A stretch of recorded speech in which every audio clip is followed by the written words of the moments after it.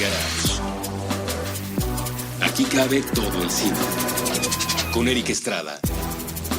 Nuevo cine mexicano. Puentes.me.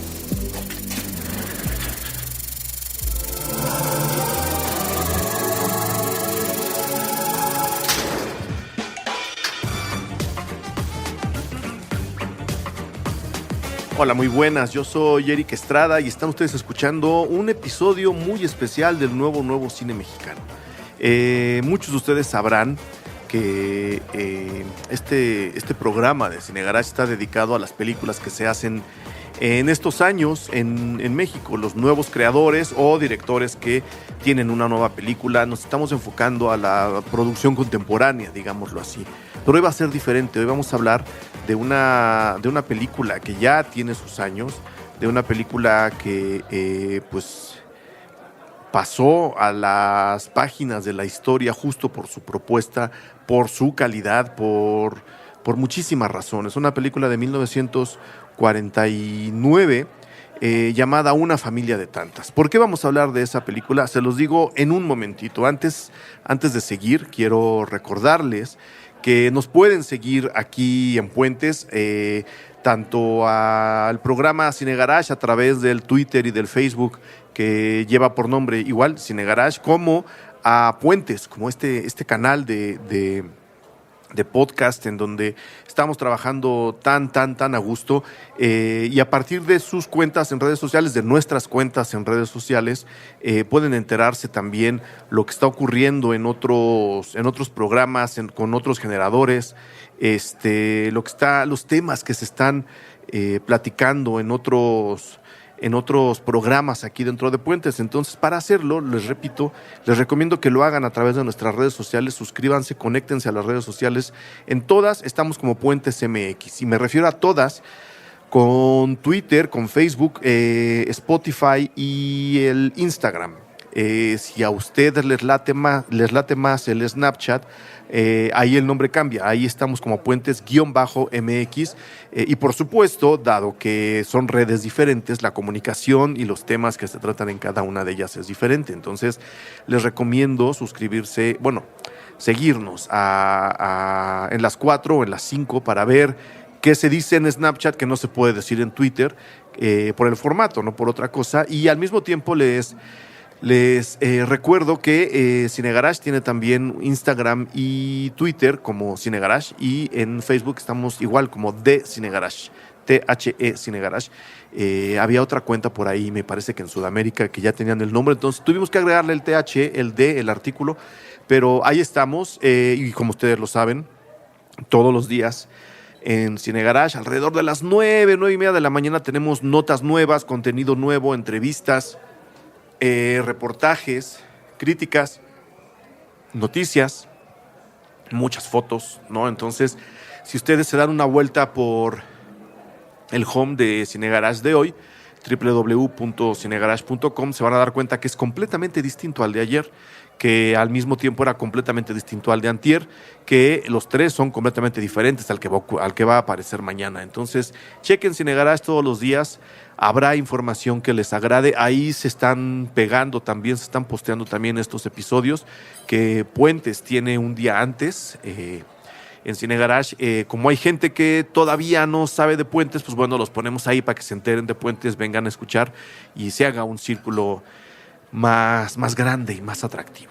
Entonces, habiendo dicho eso, vamos a hablar de Una familia de tantas, película mexicana de 1949, pues sí, en plena época de oro del cine mexicano. Antes de eso, sí quiero subrayar sobre todo por qué vamos a hablar de una película entre comillas vieja, porque en lugar de remitirnos a una película contemporánea, que es lo normal que se hace en el nuevo cine mexicano, ahora lo vamos a rebautizar como el viejo nuevo cine mexicano. Nos vamos a ir hasta 1949.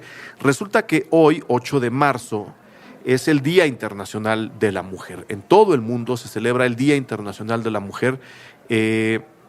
Y por supuesto hay una serie de conmemoraciones, de eventos, por un lado habrá festejos, por el otro lado habrá manifestaciones, ¿no? En petición de muchos de los rubros que todavía están desequilibrados con respecto a ser hombre o a ser mujer. No se trata de feminismo, aunque sí el feminismo está incluido en el momento y en los reclamos del Día Internacional de la Mujer. Es una conmemoración que se hace para recordar todo el camino que nos falta por recorrer, para tratar de alcanzar la llamada equidad de género, ¿no? En esta sociedad capitalista y patriarcal en la que vivimos.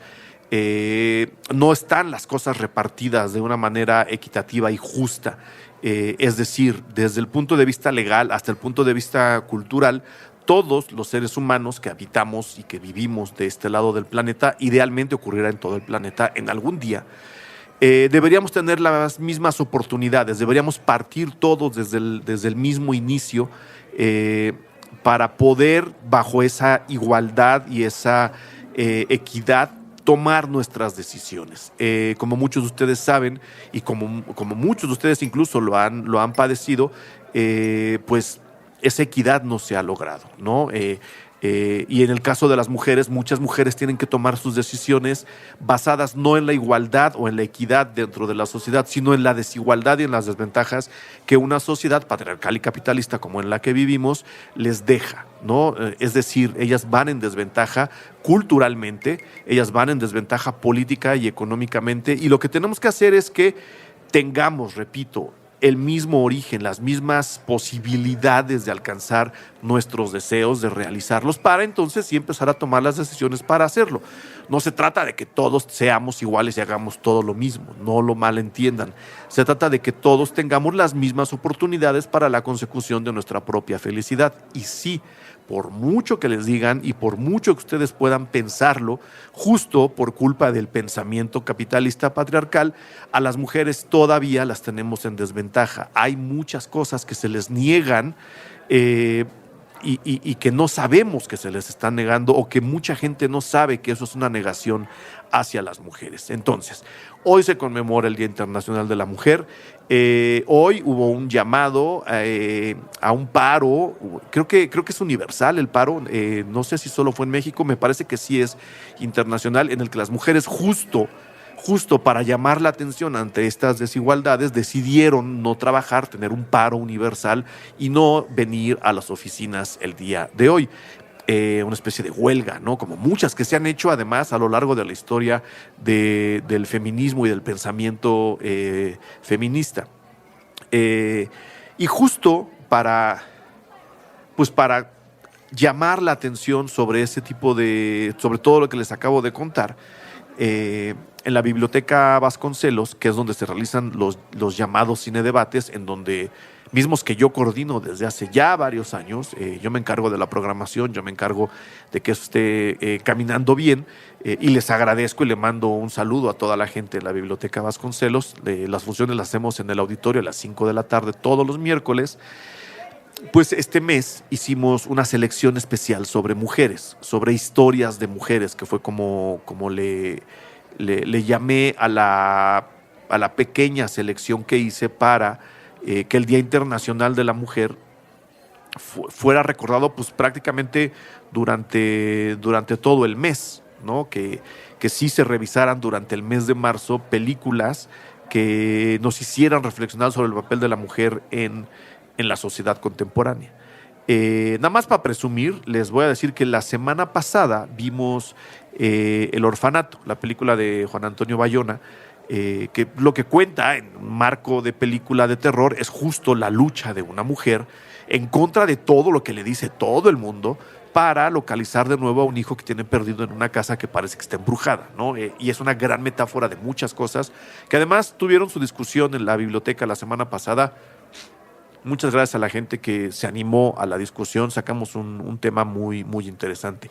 La semana que viene vamos a a ver Zona de Miedo, que si bien no es la historia de una mujer en sí, está dirigida por una mujer, por Kathryn Bigelow, que a lo largo de los últimos 15 años se ha dedicado a abrir brecha para las directoras de cine, ¿no? Para las mujeres que quieren dirigir películas y que no necesariamente tienen que, digamos, mostrar un lado femenino rosa, que bien, está bien tenerlo, ¿no? Pero Kathryn Bigelow dice, si de veras estamos buscando igualdad, ¿por qué a mí no se me va a poder dejar hacer o no se me va a dar el dinero para hacer una película común, no común y corriente, sino una película de un tema que no necesariamente la gente vincule con lo femenino?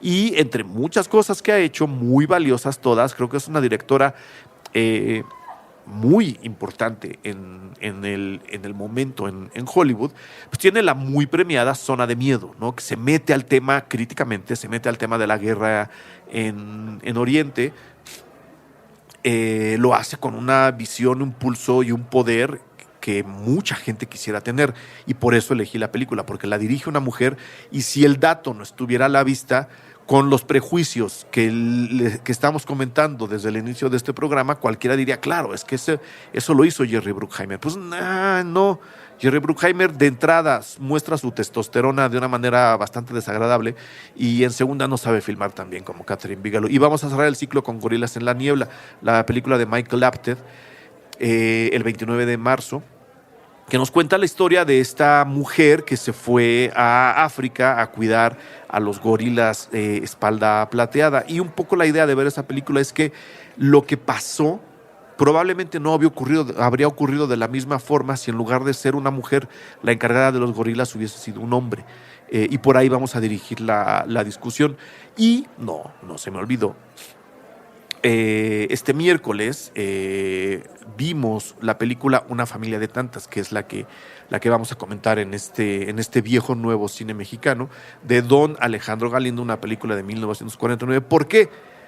Justo por eso vamos a hacer este programa, para explicarles por qué una película tan vieja en tiempo es tan actual en cuestión de tema, y lo cual debería incluso avergonzarnos, ¿no? Estos son temas y son ejercicios que llevamos haciendo desde hace mucho, que llevamos discutiendo desde hace mucho, quizá no con la intensidad con la que se debiera, y que nos hacen ver que el problema de la igualdad, ¿no? De la equidad, el problema del vamos haciendo las cosas bien, no se ha resuelto.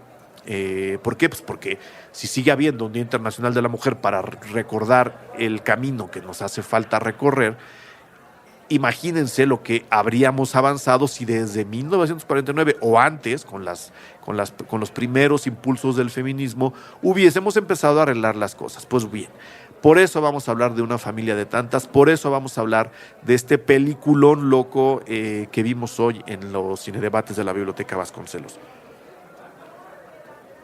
Primero, vamos a contextualizar porque no es cosa fácil. La llamada época de oro del cine mexicano, que ocurre, pues sí, un poco antes de la entrada de Estados Unidos a la Segunda Guerra Mundial, 1938, 1939, yéndonos muy atrás, yo empezaría en el 39-40, Estados Unidos entra en el 41 a la guerra, empieza justo en esos años y termina cuando la economía de guerra se elimina por completo del plan de vida de Estados Unidos, y ellos recuperan, digamos, la bonanza que durante la guerra no pudieron tener, y empiezan de nuevo a producir las películas que ellos quieren consumir y que luego se convierten en las películas que todo el mundo quiere consumir, quitando a México del reinado que había tenido durante la ausencia del cine de Estados Unidos. Por eso, en muy pocas palabras, porque tiene que ver también los impulsos que el gobierno mexicano tuvo hacia el cine para producir cine de manera oficial durante algunos años. Son muchos factores, pero digamos que esos factores se juntan para que entre la inversión del gobierno para hacer películas que impulsen un ser nacional y una imagen nacional ante México y ante el mundo, y el gran vacío que había dejado Estados Unidos en el cine universal. No estaban haciendo tantas películas tan seguido como antes, ni como lo han hecho después. Es que se acomoda México en esa bonanza cinematográfica en donde el dinero corre, en donde las películas se ven, se consumen en cines grandes, con además un México que estaba abandonando su vida rural y estaba concentrándose en las grandes ciudades, que es donde están los cines, que es donde están los salarios mínimos, que en esos años pues alcanzaban mucho más de lo que alcanzan ahora, y que es donde la gente puede gastarlos viendo películas. O sea, sí es una convergencia muy grande de factores que acaban construyendo al famoso cine de oro. Pues bueno, así a grandes rasgos, porque no me quiero detener ahí, ahí es donde está ubicada Una familia de tantas. La película es del 49, con lo cual podemos suponer que se rodó durante el 48, la Segunda Guerra Mundial terminó en 1945, era como el último empujón de la ola del llamado cine de oro. Y ahí don Alejandro Galindo decide escribir y producir esta película. Muy importante. ¿Quién es don Alejandro Galindo? Don Alejandro Galindo, y podría yo dejarlo ahí, porque está su biografía al alcance de todo mundo, tanto en bibliotecas como en internet, es uno de los directores mexicanos más importantes en nuestra historia. Así de fácil. Es este tipo de directores, de creadores, de narradores, de artistas, porque el señor Galindo era un artista, que tuvieron la suerte de conocer al cine desde sus orígenes más elementales, desde la propia prehistoria del cine. Él fue muy joven cuando empezó a ver películas, ¿no? Películas mudas, empezó muy joven a ver el espectáculo cinematográfico, y esa juventud y ese envejecimiento en paralelo con la tecnología cinematográfica y con los avances del cine, es decir, él iba madurando conforme el cine iba madurando, es lo que le dan el ojo y la sensibilidad para empezar a entender la gramática cinematográfica, para empezar a entender cómo es que esta mecánica empezaba a contar historias, por qué hay que acercar la cámara, por qué luego hay que alejarla, qué tiempos tiene una película, por qué, ¿no? ¿Por qué mi protagonista ahora va a ser hombre y ahora va a ser mujer? ¿Cómo se hace una película, por supuesto? Y además es también perteneciente a una generación muy afortunada que, si bien sí se dedica a estudiar, no existía la carrera de cine ni las escuelas en donde se estudiara cine de manera, digamos, ¿cómo le vamos a decir? Académica, ¿no? No había escuelas de cine, había escuelas de cine muy lejos, ¿no? En Rusia, que eran más bien laboratorios de experimentación, no era un aula normal donde llegaran los alumnos a sentarse y el profesor les explicara la historia del cine, la gramática cinematográfica, el montaje, la fotografía. No, eran más bien laboratorios de experimentación en donde se estaba todavía descubriendo las posibilidades y el alcance de la gramática cinematográfica. Entonces, por un lado, don Alejandro Galindo, que estaba estudiando odontología, vean lo joven que era, ¿no? Deja la carrera, abandona la carrera de odontología y se va a Estados Unidos a buscar chamba dentro de la industria cinematográfica, ¿no? A decir, señores, yo vengo, como se dice siempre, a jalar cables. A mí díganme qué hago. Yo quiero ver cómo se hace una película desde adentro, cómo está lo de las luces, cómo está lo de las películas, cómo está lo de las sensibilidades, quién es el director que hace, cómo consigue que los actores hagan lo que hacen. Entonces, trabajando ahí, jalando cables, subiendo, bajando, andamios, yendo y viniendo, se empieza a enterar cómo es que las películas empiezan a funcionar desde dentro, desde el esqueleto. Pero ojo, eso es muy buena escuela, eso da mucho callo, eso además consigue contactos, ¿no? Cuando estás ahí y empiezas a conocer gente, pues poco a poco vas haciéndote de más trabajos, de más contactos, vas conociendo más gente, y eso eventualmente te permitirá después empezar a producir tus propias películas. Y sin embargo, don Alejandro Galindo no se queda ahí, también estudió guionismo, de eso sí ya había escuelas, ya había cursos, porque recordemos, el guión todavía no nutría a la televisión estaba a punto de hacer su aparición estelar y monumental en la vida de este lado del planeta, pero sí se hacían guiones para radio y sí se hacían guiones para obras de teatro, y por supuesto se hacían guiones ya para películas. Entonces, lo que estudia Alejandro Galindo en Hollywood es guionismo en el Institute of Script Writing and Photoplay, que es donde se le explica un poco, ¿no? Los famosos arcos dramáticos, los personajes, cuando suben, cuando bajan, cuando aparecen, cuando desaparecen, y ahí, digamos, empieza todavía a redondear más su propio ojo, su propia propuesta, sus propias ganas de empezar a contar historias. Y así empieza a trabajar allá como asistente de dirección. Trabajó en varias películas asistiendo así tal cual a los directores. Ya quien me escuche y lo haya hecho sabrá lo que es asistir a un director, ¿no? Creo que si alguien presume de poder trabajar bajo presión, debería intentar un día asistir a un director en una película importante, antes de volver a México. Antes de decir, me voy a México a filmar, me voy a México a empezar a contar historias, y por supuesto aquí empezó a hacer películas. Pero el México que le toca es justo el México que les estaba yo contando hace rato. Un México que estaba volviéndose mucho más urbano, que estaba cambiando su forma de ser y que por supuesto estaba abrazando a los nuevos tiempos, justo porque digamos que entraba una nueva generación tanto a la vida política como a la vida social del propio país, ¿no? Los grandes generales revolucionarios, si bien seguían ahí metidos en el PRI y si bien estaban presentes, ya no estaban gobernando al país. Ya se trataba de civiles, sí educados bajo aquel régimen, ¿no? Y probablemente pertenecientes al partido, lo cual es cierto, pero era una visión generacionalmente diferente y sobre todo era una visión que ya no estaba vinculada de manera real con la revolución, sino había un vínculo emocional con la revolución. No había combatientes revolucionarios ya en los gobiernos de México, estaban los civiles, y eso hizo que también la manera de pensar del país se empezara a transformar mucho hacia lo que explotó después en los 60 y en los 70, en el inicio, ¿no? de la relación entre primos, entre México y Estados Unidos. México, hasta la Revolución Mexicana, ¿no? De hecho, estaba volteando y había sido generado, construido, alimentado y reciclado a partir de una cultura muy, muy europea, no solo por cuestión de la colonia, de la Nueva España, de la historia normal, tradicional de la Nueva España, y luego la independencia, y luego este lazo que además sigue muy presente entre México y España, ¿no? Un lazo que además creo que no se va a romper jamás.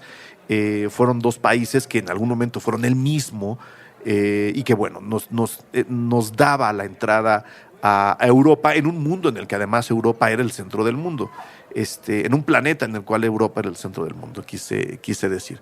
Y después, durante el Porfiriato, un poquito antes, con la caída de la visión hispánica en el mundo, con el derrumbe del gran imperio que se consuma en 1898 con la pérdida de Cuba de parte del imperio español, su última posesión colonial en América, por intervención además de Estados Unidos.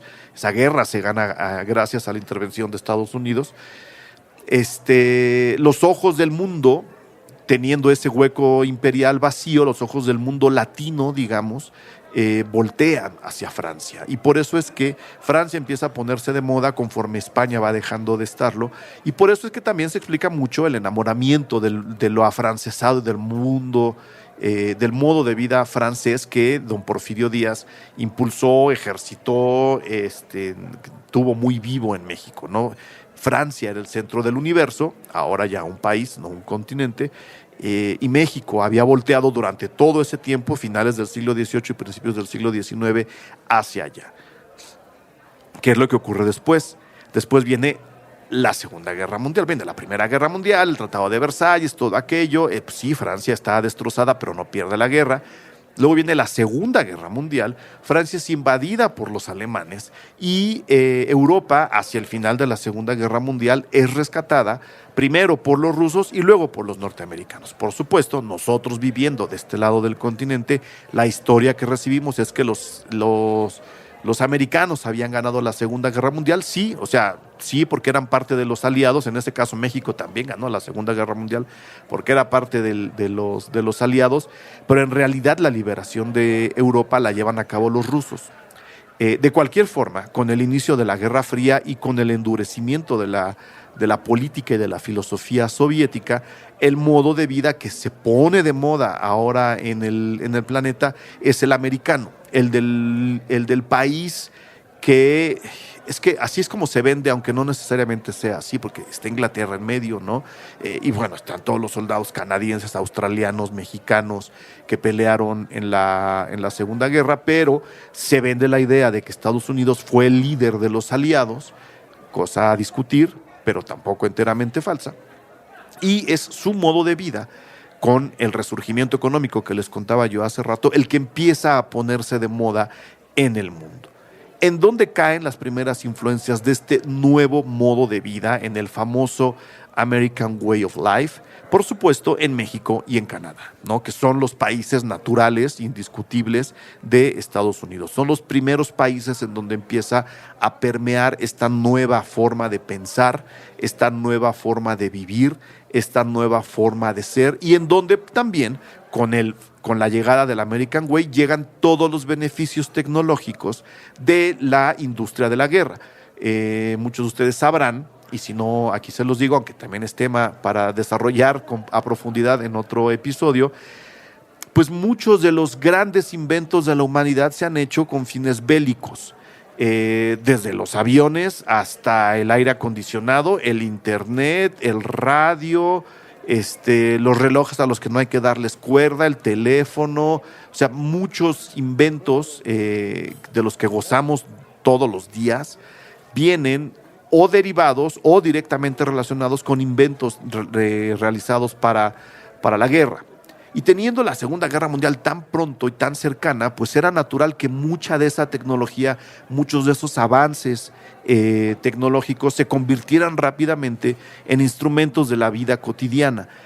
Hasta esos años, pues las aspiradoras no eran tan buenas como lo empiezan a hacer justo ahí, 1948, 1949, igual con los refrigeradores, les digo, la televisión ya venía por ahí, los radios mejoran, los coches mejoran, los aviones mejoran, porque todo eso ya se había experimentado, prueba y error, durante la Segunda Guerra Mundial, y eso, gran, gigantesco impulso tecnológico, al cual, entre muchas otras cosas, se dirige la modernidad, cambia por completo la manera de pensar, no solo de la gente que ya estaba en el mundo, sino especialmente de los nuevos habitantes del planeta, la gente que estaba cumpliendo 20 años, 21 años, 15 años incluso, que es el caso de una familia de tantas, hacia el final de la Guerra Mundial, pues bueno, ven estos adelantos como un primer paso para alejarse de las generaciones anteriores que no tenían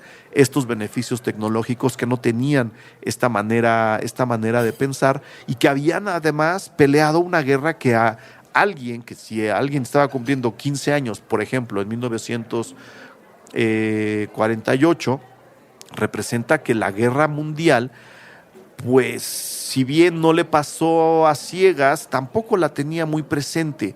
Acaba siendo como un llamado hacia el pasado, como una invocación al otro mundo, el mundo que esta nueva generación empieza a ver, que además hay un boom después de la guerra, ¿no? Cuando los hombres regresan del frente al continente, a Estados Unidos o a sus países de origen, pues bueno, lo natural es que los niños empiecen a nacer por todos lados, ¿no? Pues ya estamos de regreso, vamos a hacer nuestra vida, vamos a tener niños. Entonces, con esta nueva oleada de niños, de infantes, más los adolescentes que estaban despertando a la vida y que veían su futuro hacia adelante y no necesariamente entendiendo un pasado como se le puede entender a los 30, hacen que también la forma de pensar con respecto a los demás cambie por completo y busque de alguna forma diferenciarse y, claro, traer al mundo a la modernidad más a su gusto, más a sus necesidades, para disfrutar más también de los avances tecnológicos que la guerra estaba regalándole al planeta. ¿Por qué les estoy contando todo esto? Porque después esta película que les digo resume todo esto y más, especialmente si hablamos del Día Internacional de la Mujer, en una historia realmente fascinante que por supuesto no les voy a contar. La invitación es que vean la película, pero creo que la contextualización de en qué año se hace esta película, de cómo estaba pensándose el mundo en esos años más la historia que vagamente les voy a platicar, creo que es muy interesante y muy importante para entender la importancia, el peso, la profundidad y el enorme mensaje que una familia de tantas lanza al mundo, especialmente si hablamos del Día Internacional de la Mujer. Entonces, déjenme ir a la pausa de este episodio y regresamos con una de las obras maestras de don Alejandro Galindo, Una familia de tantas.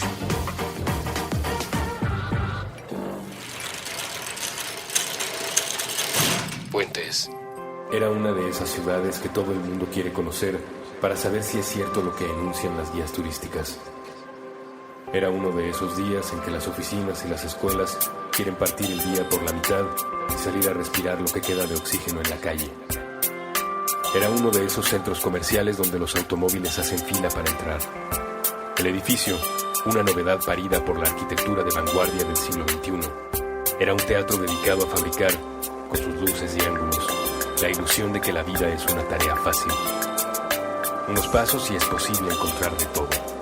Sensación de abundancia, sensación de limpieza, sensación de seguridad, sensación de felicidad.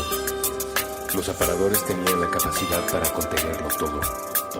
En la esquina, junto a la zapatería y la tienda de joyas, el restaurante.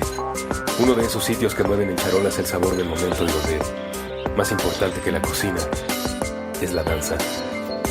Ver y ser visto, en compañía de, a la mesa con, dando un apretón de manos a quien pudiera ver la escena, como nosotros, desde una perspectiva cenital, sin que su presencia alterase el comportamiento colectivo en el recinto, sería capaz, como nosotros, de notar el fenómeno.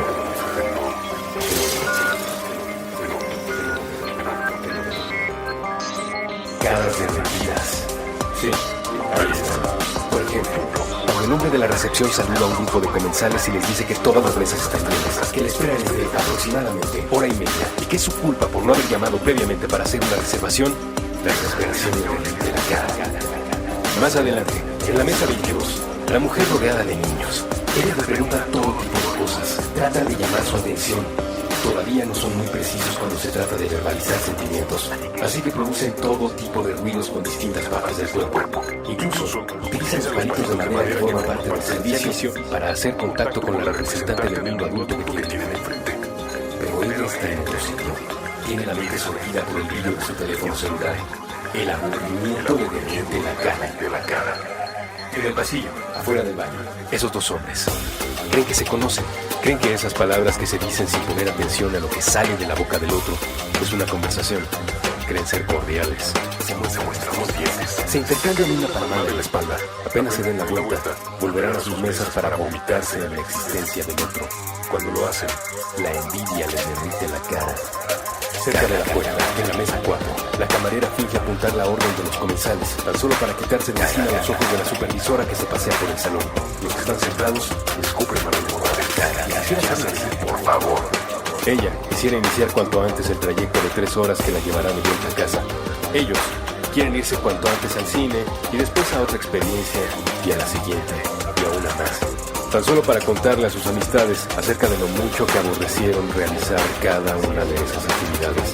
A la camarera, a los clientes, el hartazgo les derrite la cara. Cuando cada uno pudo notar que la papada, el párpado o un trozo de labio estaba fuera de su sitio, derretido, caminó discretamente hasta el baño para echarse un poco de agua y reacomodarse. Y por el resto de la tarde, se dedicaron a disfrutar de la comodidad, el progreso, la vida fácil que esa ciudad, tan celebrada por las guías, les obsequió.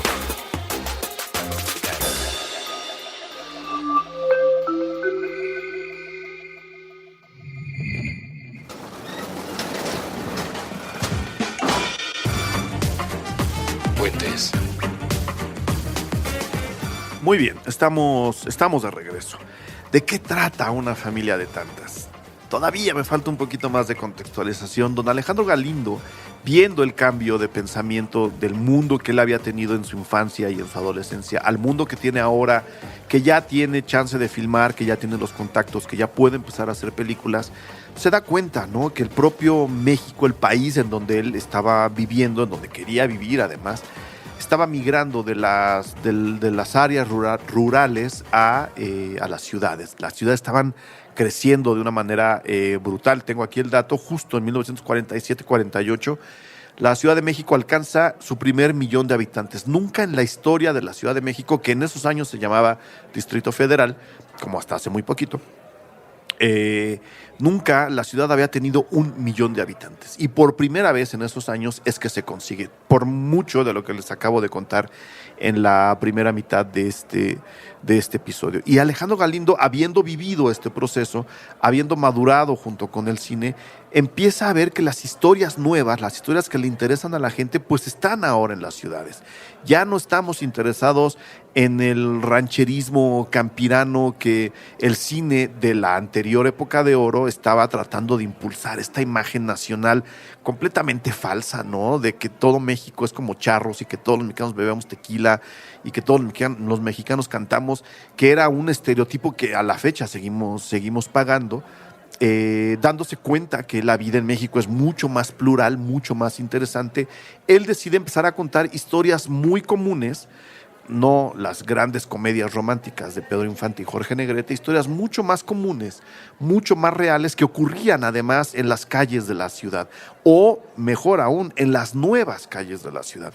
Y ahí es donde Alejandro Galindo empieza a recoger a sus personajes y a sus temas. Si ustedes no han visto, por ejemplo, Campeón sin Corona, una película del 45, que también él escribe y dirige, les recomiendo hacerlo, ¿no? Es una película que habla justo de un boxeador que llega a la cumbre y que tiene que sobrevivir justo la vida del boxeador. Ustedes saben, ¿no?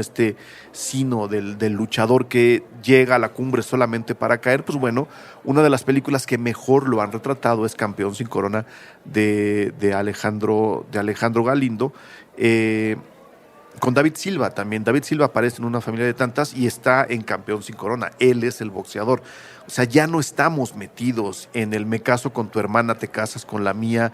Uy, qué bueno, Jorge bueno. Uy, qué malo, Pedro malo. Ya estamos del otro lado, ¿no? Estamos tratando de reflejar al Nuevo México con las nuevas historias, que además, repito, son historias muchísimo más reales, muchísimo más universales en consecuencia, y pues por supuesto para las nuevas audiencias en el cine que les llamaban mucho más la atención. Y en algún momento, después de prácticas, de películas, de subidas, de bajadas, no es que les salga así a la primera la inspiración, sino que pues, es una película de la cual se pueden rastrear muchas cosas en los trabajos anteriores de Alejandro Galindo. Se decide a contar la historia de Una familia de tantas, que, resumiendo la contextualización que intenté hacer en la primera mitad de este episodio, cuenta la historia de una familia regida por un padre de familia completamente estricto llamado Rodrigo Cataño, al cual interpreta Fernando Soler,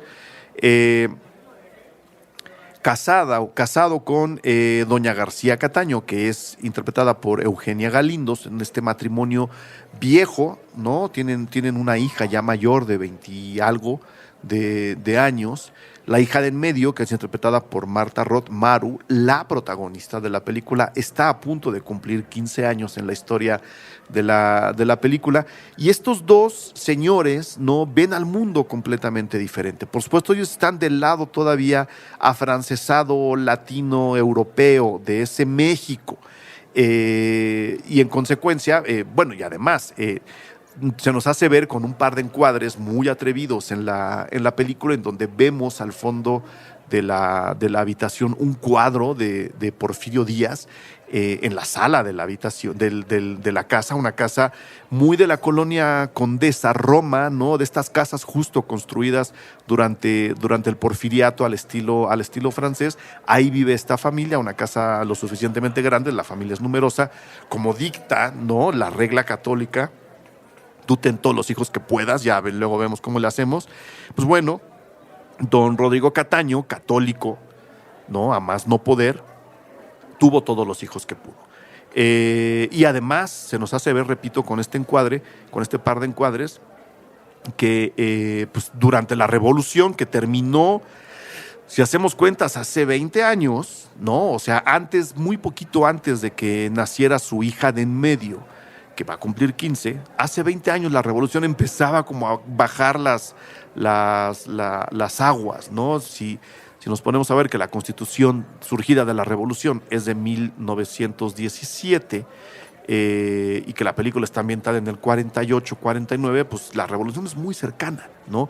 Durante esa etapa, esta familia fue porfiriana, ¿no? Estaban del lado conservador de la lucha armada que definió prácticamente el siglo XX mexicano. Entonces, ahí ya se nos está diciendo qué tipo de pensamiento tiene don Rodrigo Cataño, cómo está educando a su familia. Pues bueno, la historia es justo la historia de Maru, su hija de 15 años, que está a punto de cumplir 15 años, que vive justo en medio de un hermano mayor, hombre, privilegiado por todos lados, ¿no? El principio de la película es realmente interesante.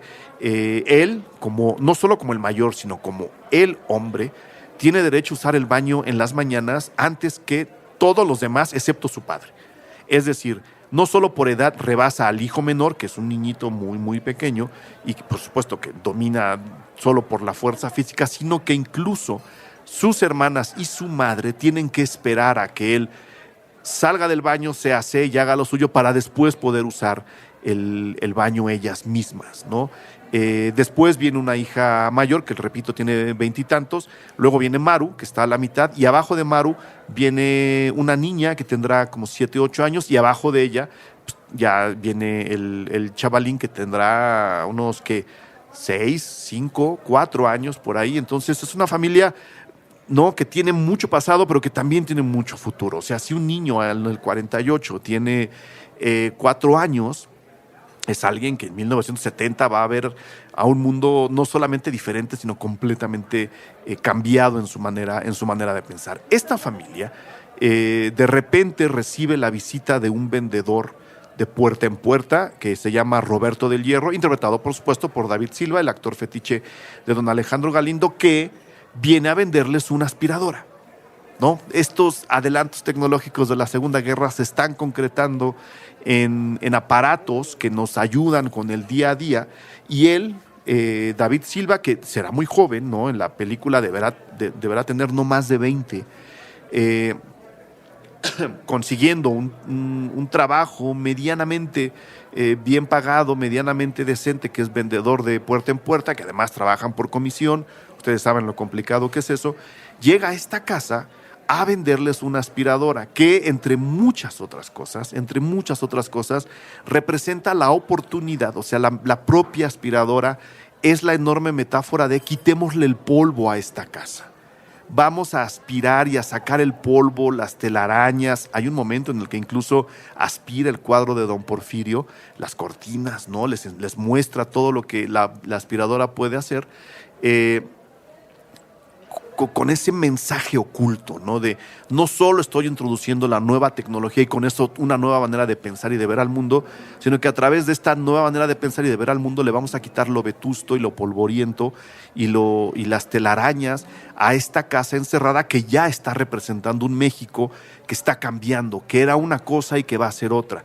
¿Quién es la primera en reaccionar con las visitas? Porque, por supuesto, habiendo vendido una aspiradora, don Roberto del Hierro luego llega y vende un refrigerador, ¿no? Todo se lo vende además al señor Cataño, ¿no? La mamá no tiene mucho que decir, pues porque es completamente sumisa. Las hermanas están ahí como esperando a ver qué dice el papá.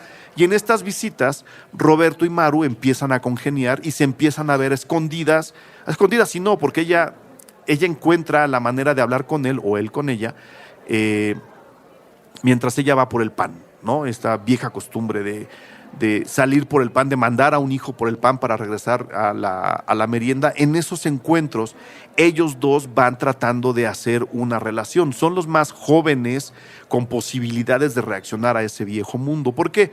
Porque el hijo, educado bajo el esquema capitalista y paternal, recibe todas las comodidades dentro de su casa y por supuesto es un bueno para nada.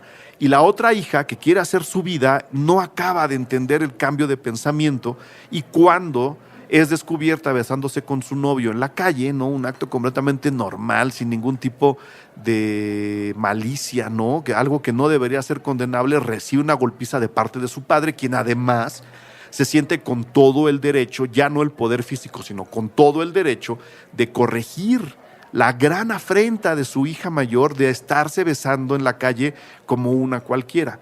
Él la golpea y ella, sin conocer este cambio de pensamiento, lo único que puede hacer, que además es una buena decisión, pero vamos a ver por qué es diferente con la decisión de Maru, ella toma la decisión de salirse de su casa y abandonar el hogar, ¿no? Con lo cual acaba, dentro de la lógica machista, acaba refrendando el pensamiento del padre. Claro, es una cualquiera, se tenía que ir como una cualquiera, que no vuelva a esta casa, ¿no?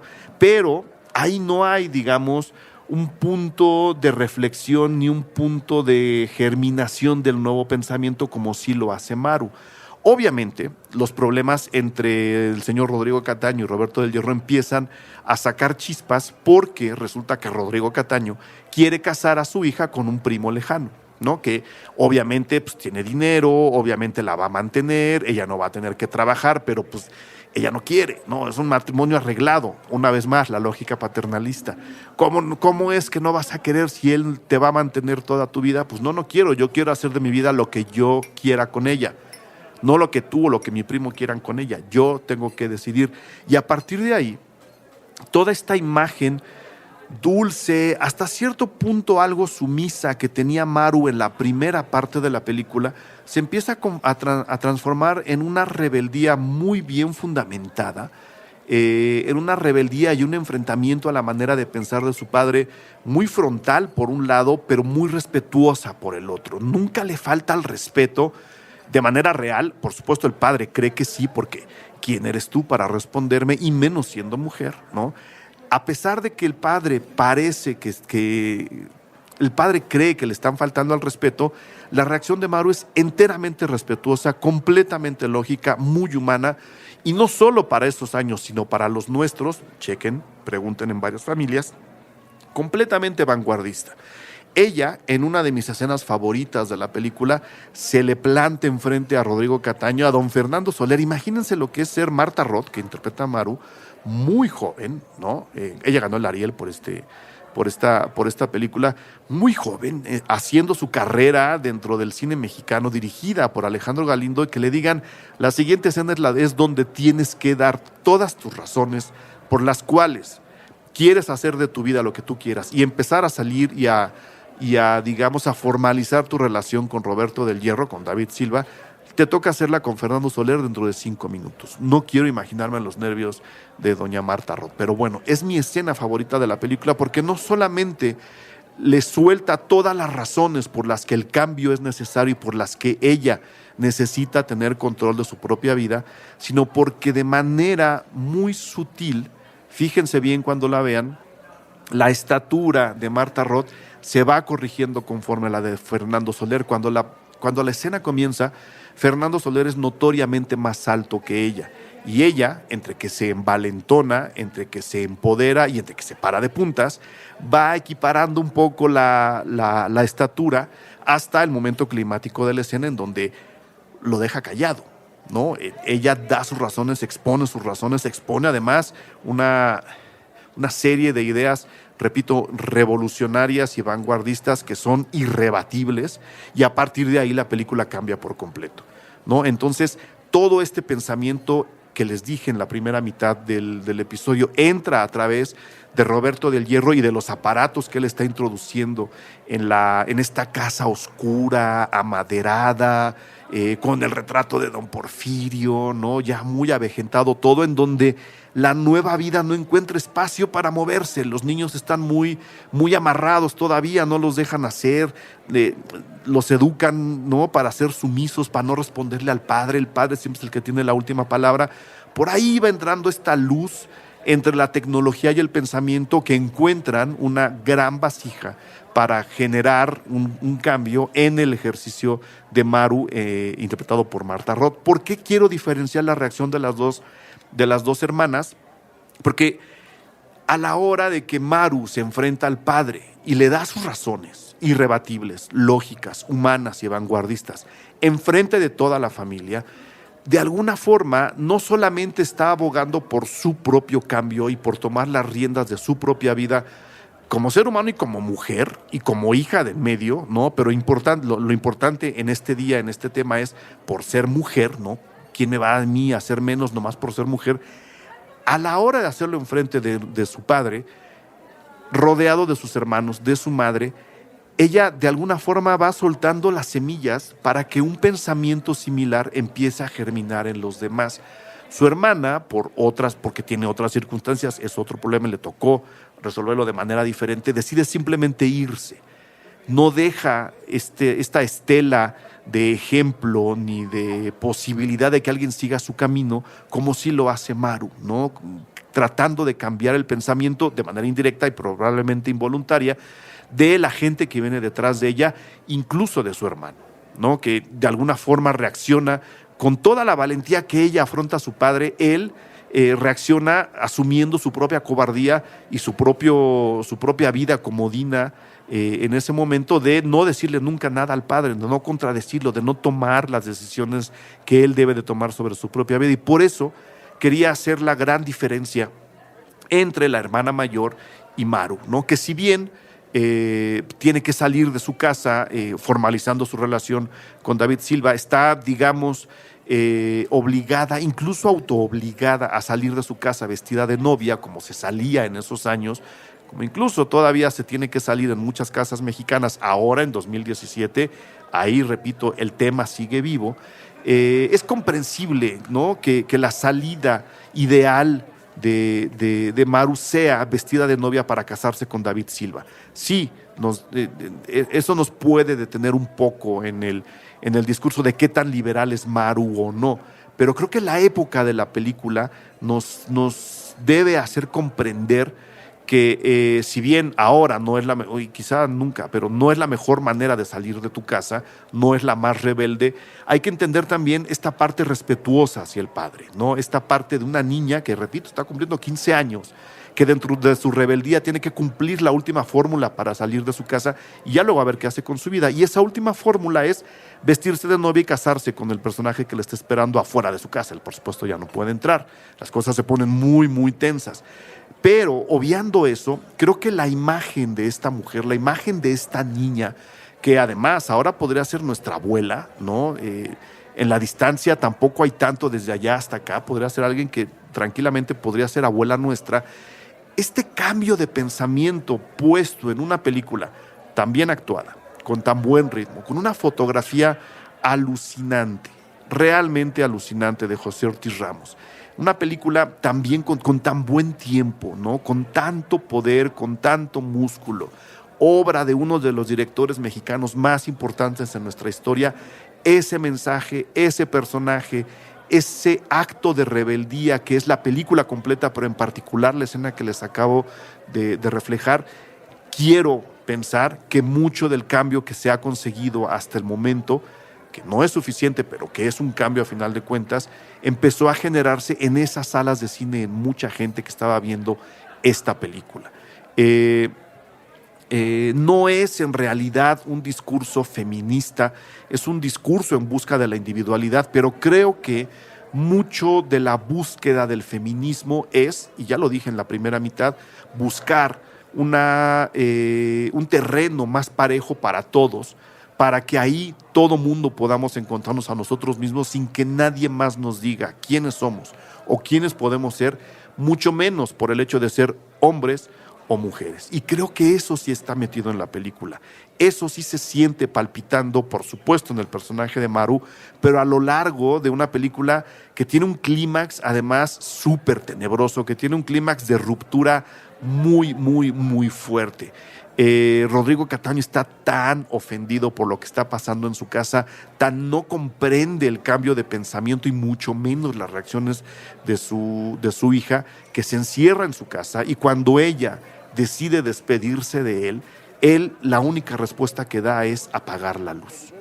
Sí, por un lado se hace por un momento se hace hacia un lado, pero también está ignorando el problema. Obviamente ahora quisiera pensar, estos problemas se pueden platicar, se pueden dialogar y se pueden arreglar en una mesa sin ningún tipo de enfrentamientos como los que tenemos muy bien filmados en Una familia de tantas. Pero en esos años creo que había que mostrar la ruptura, creo que había que mostrar no solo qué estaba pasando, qué es lo que hace Alejandro Galindo, sino que debería de pasar, que creo que, no sé si voluntariamente o no, sí hace Alejandro Galindo. No sé si está llamando a una pequeña revolución de los jóvenes en ese México o a una pequeña revolución del Nuevo México ante el Nuevo México, pero de que lo deja por lo menos inseminado en las cabezas de la gente que ve la película, eso sí lo creo. No sé si la necesidad de cambio de Alejandro Galindo y su amor por las historias urbanas y contemporáneas de esos años lo llevan a pedir el cambio, o simplemente es una consecuencia natural de una historia que estaba pasando en las calles de México y que, como dice el nombre de la película, podría ocurrir en una familia de tantas. Creo que revisar esta película en un día como hoy, o en estos días, o en cualquier día, es un ejercicio interesante por lo que les acabo de contar y por supuesto porque, de nuevo, todavía hay muchas mujeres que no encuentran, por un lado, o la oportunidad o la valentía para hacer lo que hace Maru, o por el otro, la igualdad y la necesidad de partir del mismo punto que el resto de la población para poder conseguir sus metas personales. O sea, todavía nos falta, todavía tenemos camino que recorrer. Todavía por eso es que se apoyan las causas feministas, todavía por eso es que como hombres tenemos que entender que si bien somos diferentes, necesitamos las mismas oportunidades para encontrar la felicidad individual en medio de tantas diferencias, no solo entre hombres y mujeres, sino entre muchas otras cosas más. Y creo que la sociedad, el mundo, necesita revisar qué tan atrás estos temas eran ya evidentes y se estaban manifestando y qué tanto nos estamos tardando en resolverlos. Justo por eso, la propuesta de hoy va hacia atrás, ¿no? Para que hagamos cuentas de cuántos años han pasado para que estos temas empezaran a entrar en las películas mexicanas y que a la fecha no se han resuelto. Ahí es donde podemos ver el camino que nos está haciendo falta recorrer, que todavía tenemos por delante, y ahí es donde yo les pido la reflexión. Hay que acelerar el paso en muchas cosas. Y esta, por muy difícil que parezca, es una de las más sencillas de lograr. Es solamente bajarle, ¿no? Bajar la intensidad de las luces, ponernos a platicar y entender al que está sentado enfrente, o, en este caso, a la que está sentada enfrente. Vean Una familia de tantas, la recomiendo ampliamente, es una de mis películas favoritas en la vida y es, sí, una de las mejores películas en la historia del cine mexicano. Saludos.